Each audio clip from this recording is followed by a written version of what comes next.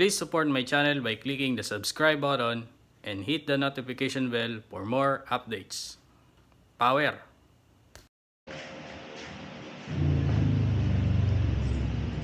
Papalitan natin to para mas low rise siya.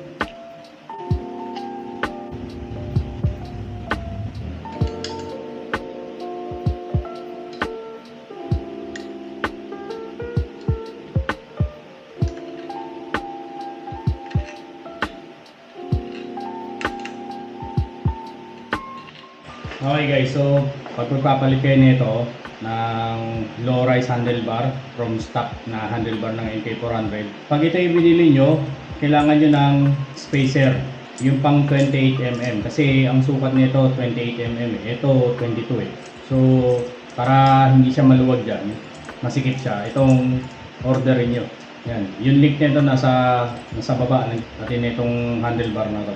So papalitan natin yan ng low rise, yan. Mga ganyan siya kababa ng konti para aggressive yung datingan niya. Para lang sa mga gusto ng aggressive yung datingan. Pero hindi naman ito masakit sa likod eh. Na-try ko na rin naman na to. So yun, tinanggal ko na muna yung tornilyo.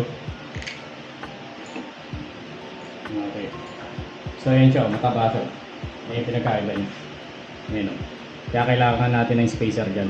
So para mailagay natin yun, ito ang mga spacer niyan, dyan natin ilalagay. Ayan o. Ilalagay mo dyan. So yun pala no, kailangan medyo adjustin pa pala yung ano nito, height. Anyway, adjustin ko lang muna to.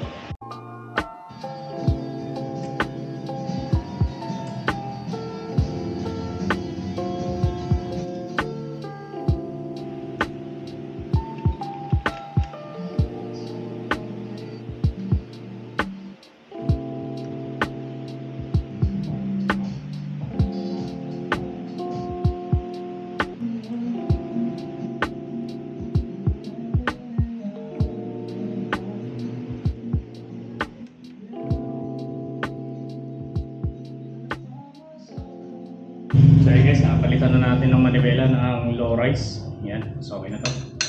Nilagyan natin siya ng spacer din dito para medyo umangat siya, para lowered pa rin siya. Ito yung pinakaiba niya sa dati. Dati kasi nakaganyan yan.